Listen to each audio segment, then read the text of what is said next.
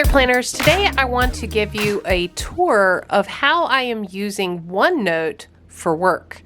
OneNote is actually a really basic but very powerful planning system tool. So I'm going to go over how I'm using it for work and hopefully give you some ideas today. So go grab your planners and let's get planning.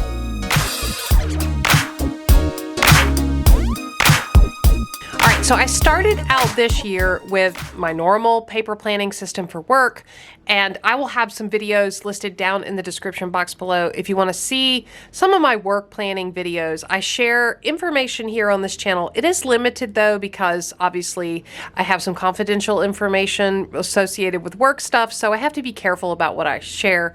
But I will give you some ideas in the videos listed down in the description box below. But I have recently been playing around, probably for the last few months, with OneNote because it is a tool that is available to me at work. I'm limited in my ability to just go grab any software. I can't use Monday.com. You know, a lot of things that are available just to anyone. I'm limited in my ability to use those, but OneNote is something that is available at work, and it's really, really great to be able to go from phone to iPad to laptop and, you know, have the comprehensive note-taking planning tool that is OneNote. So I've really been discovering a lot about it, and I've been coupling some ideas that I've been learning in my productivity study and using them in OneNote for work. So I am actually going to show you how I'm using that. Before I dive in, if you're new to Planning Annie and this is your first time here, we are super glad to have you. We are a community of folks who are enthusiastic about planning and productivity, getting things done, but also having fun while we do it and enjoying our tools. So if that sounds like you, we hope that you will subscribe and become a permanent part of our community. Make sure you check out the comments down in the comments below. We love to have conversation, share ideas, ask questions. So jump down there and get involved. All right, so I should give a qualifying statement right up front. What I'm going to show you today is not what I actually use for work. I could never show you what I actually use for work. It is chock full of information that I cannot share with the world. But I have recreated the structure exactly how I use it at work, and I've just filled it with dummy data. So nothing that you see is real. It's all of the words, you know, project names and people names are all made up, dates, all of that is made up because I couldn't share the real information with you, but I did want to share with you the structure. So let me flip over to my laptop and we'll get into looking at the structure. All right, so here is the structure for my work OneNote notebook. And you can see I've got my notebook here. It's just called Planning Annie. For this example at work, it's called, you know, work and the year. But basically I have one notebook that I do everything in. I try to keep everything in one notebook. So up first is my inbox. I have a tab titled Inbox. I have colored this a blue color just to signify that this is kind of where things are coming in, and this is where each day when I get to work, I log in to my inbox and see what is my day going to be like. On the front page, I have a dashboard page, and you can see I've used some icons to help me find things. That's especially handy when I'm linking, which I'll talk about in a minute, but I like to have a few little icons here at the name, at the title of the name page, at the beginning to help me find things. On my dashboard, I have an inbox. That's this section here. This is a place for me to, if I get a phone call or an email and I'm in the middle of doing something else and I don't have time or the mental ability to stop and deal with it, I will just drop it in my inbox. And I make sure that I don't forget it. It's a safe place to hold it that's not in my head where I might forget. And I can come back to it and deal with it at the middle of the day, over lunch, or at the end of the day, whenever I have time to come back to my inbox. So that's how I use this. This is actually an image. I like to have, you know, you guys know if you've watched anything on my channel, I like to have things to be aesthetically pleasing. It helps me to come back and use my planning system. And so I popped in here a quote from Stephen Covey that I thought was really appropriate for work. And, you know, the key is not to prioritize what's on your schedule, but to schedule your priorities, which I think is awesome to have right beside my inbox and my reoccurring task list. So you guys know that I love a good reoccurring task list. These are the things that have to be done on a regular basis that, quite frankly, I don't want to think about. I don't want to have to remember. So I create a list of those as I have done here, and I broke it out by daily task, weekly task, and monthly task. You could keep going. You could have yearly task, you know, quarterly task, whatever is appropriate for you. But I've just given you the example. And for weekly tasks, there are things that I have to do, you know, each day of the week. So I've got those listed here, and this really helps me remember as I'm planning for the next week, the next month, the next day, what are the things I need to make sure I get done today. As I scroll down the page, on the left-hand side, I have written out my weekly review and reset routine. I have done a ton of videos about how important and critical my weekly review process is to both my personal and work planning system. It's probably the most important tool I have. It's how I wrap up from the current week and prepare for the week ahead. It's where I take my higher level goals and break them down into more manageable tasks. And also I measure my progress against my goals. So I like to keep the steps that I take written out right in front of me, and I come and update this on occasion because sometimes things change. But the way I've gotten this right now, I will say this is modified. My weekly review and reset process is modified from the Getting Things Done method from David Allen. I read that book years ago, loved it, and have kind of tweaked that system over time to meet my needs. So step one is to clean up. This is to kind of take care of all the loose ends of the week. And I will say I actually block out time on my work calendar every Friday afternoon to do this. And the time it takes can take anywhere from 15 minutes to an hour and a half, depending on, you know, how busy the week has been and how busy the upcoming week is. So step one, clean up, clear all the clutter from my desk, review my weekly plan, which I'll show you in a minute. But that's basically where I capture all the actions that I need to take in the current week. I bring everything to current status, make note of anything that's canceled or completed or delegated. I get inbox to zero. This is really important to keep, you know, my email manageable. I get all of email to inbox zero, sort things where they need to be, take quick actions if I can.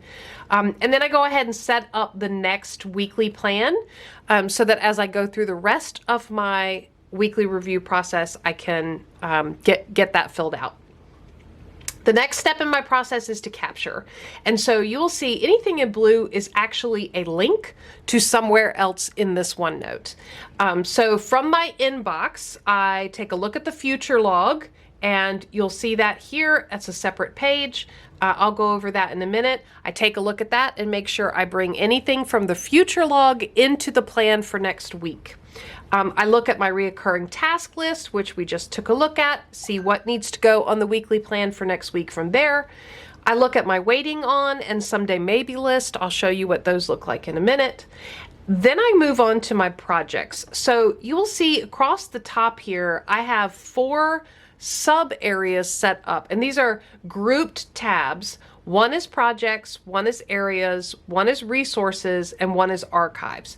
And you should note from that this PARA is right out of Building a Second Brain from book from Tiago Forte. He has a method of how you capture and organize incoming items in your life called the PARA method, and it's based on projects, areas, resources, and archives. I have a whole video all about Building a Second Brain. I absolutely love that book, and I got so many great ideas from it. I will have that video listed down below for you to check out. So I want to go to my projects, and capture anything from my current active projects that needs to be done for next week. And then from my areas of responsibility, I want to go there, capture anything that needs to be done for next week. And then the other places I look are to scan ahead on my calendar for the next 30 days. Is there anything I need to be preparing for? Are there anything from emails that I need to be capturing? And then I perform a brain dump. Now, to help me perform that brain dump, I've actually got my brain dump triggers right here. Brain dump triggers for me are just words, tickler items that help me, prompt me to remember things. And the way I will do this, I will just start a blank page and go through my brain dump triggers and capture anything that comes to mind and plan those appropriately, capture those in the right place in my system. The last step I take is to clarify, and that is just kind of to close out the weekly review and reset process, assign any actions from the weekly review, make sure I perform quick actions. So anything I can do in just a couple minutes, just get that done right there on Friday afternoon. I update my someday maybe list. I update my future log. I assign items to my weekly team meeting, which I'll talk about in a minute, and my weekly one-on-one. So that's my routine, and I come through and check boxes as I actually do it so I can make sure I get all the steps from my weekly review right here done. And then every Monday I come and uncheck these boxes so that I can start the process all over. So that's my dashboard page. Hopefully you can see the potential here that you could add all kinds of things to your dashboard page. Just quick reference items, things that you need in front of you all the time. All right, the next page I want to show you is my weekly plan. So this page is actually a page that I set up and come to every single day, multiple times a day. This is what I need to do. This is my to-do list organized by day, by project, by area of responsibility, and anything else that comes in that I need to do. This has been prioritized as I go through that weekly review process every Friday afternoon. I'm building this for the week ahead, so I know exactly what I need to do. So one thing I should say is I actually create this by using a page template. One of the coolest features in OneNote is the ability to create your own page templates or use other templates that others have created. So I'll show you what I mean. I actually have, you can see here, my page template. I've got under my templates, I've got 3 templates that I use. And I will go ahead and create a new weekly plan so you can see blank what it looks like. It automatically populates with, I will plug in this date. It populates with, from my reoccurring task, those tasks that need to be done each day, I've set it up so that it automatically populates with those, but also some blank spaces so I can add in the actual things that need to be done that week as well. It populates with my current list of projects, with my areas of responsibility, and then a place to put other actions. So makes it really simple, so I'm not having to set up those tables and write those words every week. I've got this as a template already set up, ready to go. So what I would do is just change the date of the week and then slide this into the spot where I want it to be. All right, I'm going to delete this because I don't want to look at that one. I want to look at the one that we're actually using. So let's say this is this week. You can see I've got my task listed here. I've got check boxes, so things that are done, things that are not done, I can check them off and visually see. You'll also see some other tags. So let me talk about tags for just a minute. OneNote has this really awesome tagging feature. So you can see I've got tags set up for to do. I've got a tag set up for cancel, and then I've got a tag set up for migrate. Those are really the only 3 tags I'm using, but gosh, there are so many potential tags that you can use. I have found that the lesser number of tags I use, the more organized I tend to be. These to do is actually a default tag, but these canceled and migrate, they are tags that I added. You can go down to customize tags, and then you can actually add your own, reorder them, assign color codes and highlights, all kinds of stuff. So these top 3 are the ones I use, and you can see, keyboard shortcuts. If I just hit Control+1, I'm getting the to-do list, but you'll see them in action here. It's very much like a bullet journal. So for example, this one, this action from Monday, I say review team ABC's weekly report, and you'll see I've got my tag for migrate, meaning I didn't do it this week and I need to migrate that to next week. So one of the things I do as I'm closing out the week is I look at what are all the items with the migration tag and making sure that I'm actually moving those to my weekly plan for the next week. There's another tag here that is a canceled tag, and that tells me, I also kind of line through the items so I know that got canceled and it doesn't need to be migrated forward. It also is not checked because it didn't get done. So hopefully you can see the power of this when it's coupled with a weekly review process.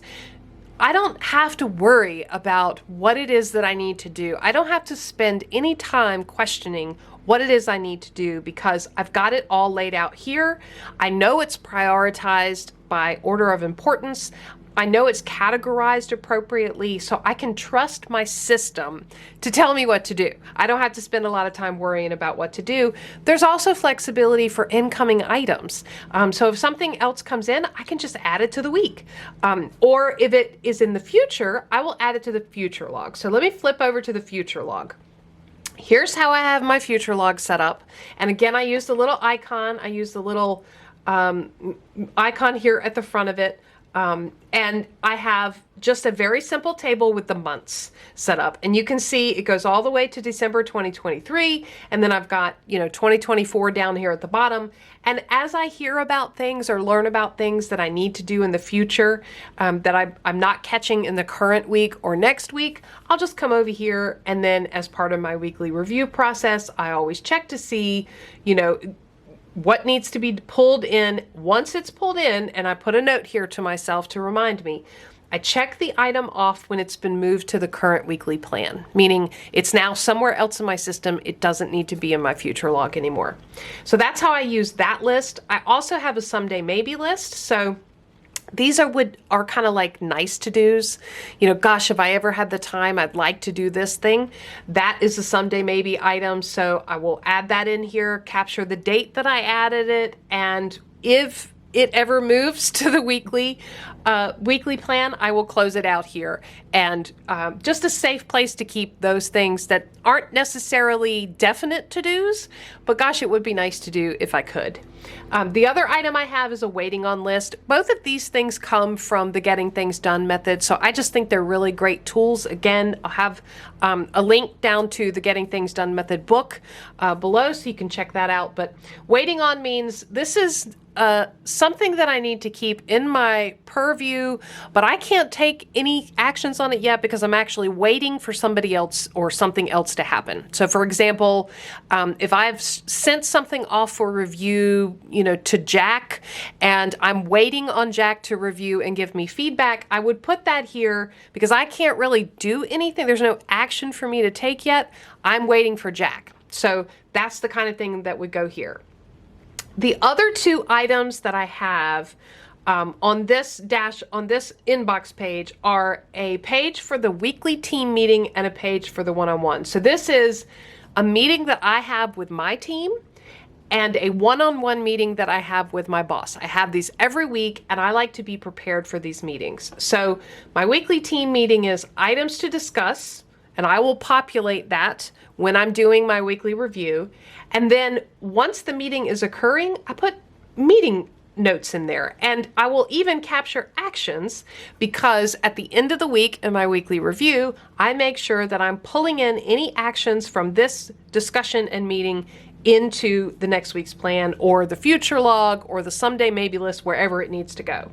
And then the next item is the one-on-one with my boss. So I make sure to have items that I want to discuss and meeting notes where I can capture any actions. So that's everything on my inbox. I spend the majority of time here. When it comes to OneNote, I spend the majority of my time here for work. I am constantly evolving and updating this, all of these pages, because things change, nothing stays the same, but this has been so handy for me, and the fact that I can access all of this information, add things in, sort things, see what's prioritized, all of that from my phone, from my laptop, and from my iPad, anywhere. It's very, very handy. All right, next I'm going to go through very quickly the subcategories of projects, areas, resources, and archives so that you can see what they look like. I'm going to go quickly through the subsection categories that I have. The para method of capturing. I will have Tiago Forte's Building a Second Brain listed down below so that you can check that out for yourself, along with some videos that I have done on this. But I'll step into projects. So this is, again, an example. For my real work, OneNote, have the project names color-coded and ready to go. Each project has its own tab, and then I'm using pages and subpages for the different areas. So for example, I have an action items tab. I have a little icon here with a checklist so it's easy to find. And then I just keep a running list of action items. This is where, when I'm doing that weekly review, I would pull from and put them over there. I have the initiation section, which is a general checklist of reference items for me to kind of ground myself in what I need to be doing for this project in this phase. I have key objectives, milestones, and I've put in some visuals of the calendars so I can kind of keep up with where we are. You know, final deliverables would go here. We've got a planning section and its checklist. So you can kind of see how you can lay out different sections and keep track of what's going on in this project. Same thing for project number 2, same thing for project number 3, and you can keep right on going with your active projects. So I try to keep this list limited to just what's I'm actively working on, and then when things become closed or they turn into an area of responsibility, I will move them into a different section of my notebook. So that's projects. Now let me show you areas. Areas is very similar. So areas are areas of responsibility, whereas a project has a definite start and end date. An area of responsibility is something that you just have to continuously do. As an example, in my real OneNote for work, one of my areas of responsibility is mentoring. I am mentoring several individuals who are outside of my team. So I have a section for mentoring as an area of responsibility because that's just something I'm continuously doing. So you've got plenty of space to do like calendar, monthly reports, contacts, important links, all kinds of reference information and tracking. You could also have a to-do list here, action items associated with the calendar. I've got that here. So you can kind of check off when things are done and also use this to pull from when you are going into your weekly review. So this is how I have areas of responsibility done, and again, I would color code these to be able to keep up with them. And then finally, resources is just kind of reference information. And, maybe I have planner, project management reference information, development information, all kinds of stuff that I know I'm going to have to keep coming back to. I love to have links like, a lot of workplaces have, a whole bunch of intranet information. Sometimes it's hard to navigate and remember where you found things. So I like to have links to that type of information. Anything I just regularly access, that's going to go in my resources section. And then finally, my archives section. So for example, here's a meeting that happened and, I've moved it into the archives. So there can be all kinds of things that you throw into the archives that you don't want to get rid of, but you don't necessarily need them to be active right now. So I really hope that you enjoyed seeing this. I hope that this gives you some good ideas for yourself. I would love to hear if you are using OneNote for either personal use or professional use. How are you using it? What tips do you have? Did you see anything here that you thought, oh, you're not quite doing that right, or there's a better way to do that? I would love to hear that down in the comments below. Let's ask questions and have a discussion down in the comments after this video. If you enjoyed the video, give me a thumbs up, subscribe to Planning Annie for more content like this, and as always, thanks for planning with me.